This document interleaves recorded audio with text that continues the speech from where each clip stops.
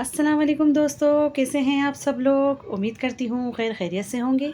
दोस्तों आज मैं आप लोगों के लिए बहुत ही मज़ेदार सा देसी मुर्ग का कौरमा बनाने की रेसिपी लेकर आई हूँ। सर्दियों की तो जान होता है ये देसी मुर्ग का कौरमा। इतना मज़ेदार ये कौरमा बनकर तैयार होता है और यकीन मानिए सर्दियों में तो इसको खाने के बाद तो मज़ा ही दुबाला हो जाता है। इसको ज़रूर रेसिपी को ट्राई कीजिएगा।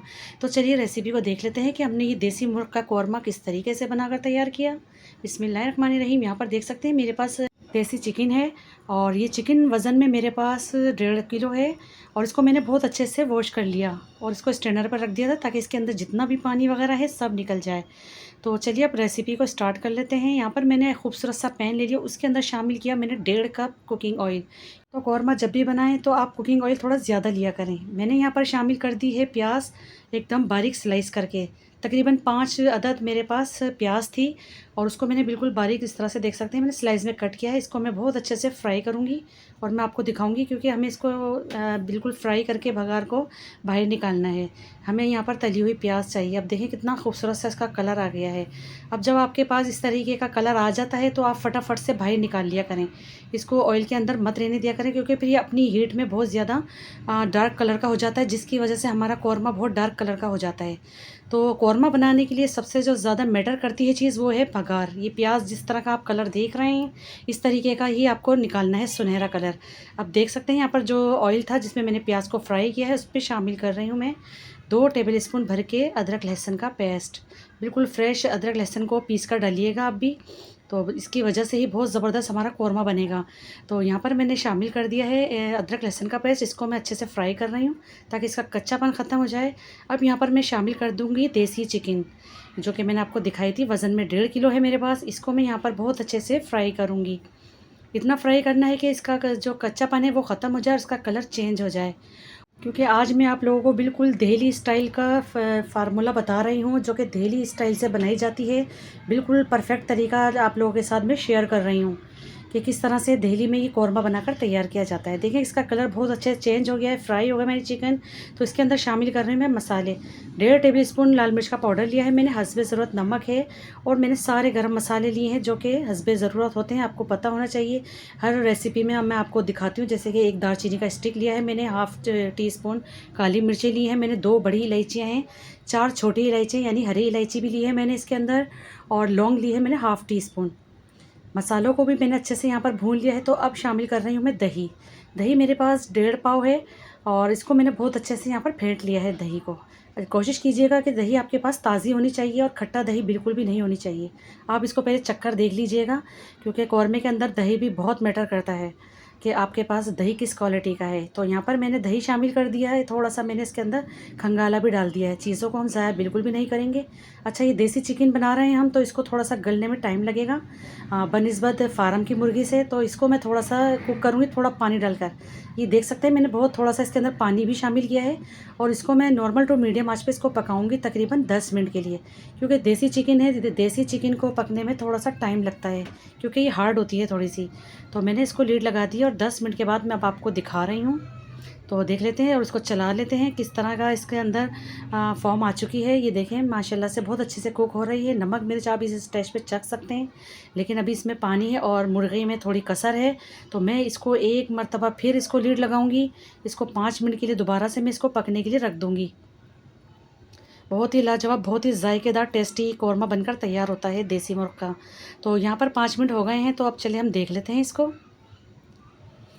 लेकिन क्योंकि यहाँ पर जो आज मैंने देसी मुर्गी का इस्तेमाल किया है वो बहुत ज़्यादा बड़ी नहीं थी, यानी कि उसकी एज ज़्यादा नहीं थी, तो ये गलने में भी इतना मसला नहीं करेगी। अब यहाँ पर मैं फ्लेम को हाई कर दूँगी और इसकी मैं करूँगी भुनाई। तो स्टेप बाय स्टेप आप फॉलो कीजिएगा, मैं जैसे आपको बता रही हूँ आप इसी तरीके से ही बनाइएगा। तो अब इस स्टेज में मैं शामिल कर रही हूँ जो मैंने प्याज को फ्राई करके निकाला हुआ था, उसको मैंने मोटा मोटा सा हाथ से कूटा है, दरदरा सा। तो जब भी आप दानेदार कौरमा चाहते हैं कि दानेदार हो, देग वाला स्टाइल हो, तो प्लीज़ उसको बिल्कुल बारीक मत पीसा करें, इसी तरह से डाला करें। इसी के साथ शामिल कर रही हूँ 1.5 टेबल स्पून पिसा हुआ धनिया, 1 टेबल स्पून पिसा हुआ ज़ीरा, जायफल जवत्री का पाउडर शामिल किया है मैंने ½ टी स्पून। ये खुशबूदार मसाले हैं, आपको इसी स्टेज पर ही इसको डालने हैं। जिस टाइम आप बघार डालते हैं इस तरह से कूटने के बाद, तो ये मसाले इसी के साथ ही शामिल किया करें। तो बहुत ज़बरदस्त इसकी खुशबू निकलेगी, बिल्कुल ओरिजिनल परफेक्ट तरीका आप लोगों को बता रही हूँ। दिल्ली स्टाइल का मैं आज आप लोगों को कौरमा दे रही हूँ, इसकी रेसिपी शेयर कर रही हूँ। तो इस तरीके से आप ज़रूर बनाइएगा। और फ्लेवर को इन्हेंस करने के लिए मैं शामिल कर रही हूँ चंद ड्रॉप्स केवड़ा एसेंस के।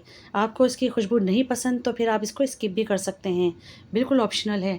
तो बहुत ही ज़बरदस्त, यकीन मानिए मेरे किचन में खुशबू महक रही है, ऐसा लग रहा है जैसे बहुत सारी देगों के ढक्कन यहाँ पर खुल गए हों। इतना मज़ेदार सा इसका फ्लेवर अरोमा निकल रहा है। अच्छा, थोड़ा-सा मैंने प्याज़ को बचाया था, यानी बघार को मैंने थोड़ा-सा बचाया था, लेकिन मैंने यहाँ पर सब डाल दिया है। यहाँ पर मुझे कम लग रहा था, मैंने थोड़ा-सा बचा के रखा था, लेकिन मैंने यहाँ पर सब शामिल कर दिया है, जितनी मैंने प्याज़ को लाल करके निकाला था। तो आप देख सकते हैं मैं कितनी ज़बरदस्त इसकी भुनाई कर रही हूँ, और भुनाई पे हमें बिल्कुल भी कंप्रोमाइज़ नहीं करना। कितनी बेहतरीन सी लुक के साथ हमारा देसी मुर्ग का कौरमा बन रहा है, ये देख सकते हैं। तो बिल्कुल आप स्टेप बाय स्टेप को चीज़ों को फॉलो कीजिएगा, तो इंशाल्लाह ताला आपका भी बिल्कुल देग स्टाइल का बनेगा, बहुत ही परफेक्ट बनेगा।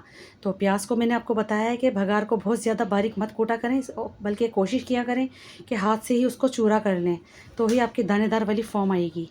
तो भुनाई पे मैं देखिए बिल्कुल भी कंप्रोमाइज़ नहीं कर रही, और जो मसाला था वो चम्मच से लगना ख़त्म हो चुका है। इसकी पहचान है कि ये बहुत अच्छे से भुनाई हो चुकी है हमारी। तो मैं इसके अंदर पानी शामिल कर रही हूँ, और अब आप पानी भी देख सकते हैं मैं कितना कम पानी यूज़ कर रही हूँ। कौरमे के अंदर पानी बहुत कम शामिल किया करें, वरना दानेदार फॉर्म नहीं रहती। तो मुश्किल से मैंने आधा कप पानी शामिल किया है। बस आप देख सकते हैं मैं जिस तरह से आपको दिखा रही हूँ, इसकी फॉर्म देखें कितना कम सब देखें मैं पानी डाल रही हूँ। बिल्कुल कम पानी शामिल कीजिएगा आप भी। अगर आप ज़्यादा पतला शोरबा कर लेते हैं तो वो कौरमा नहीं रहता, वो सालन बन जाता है।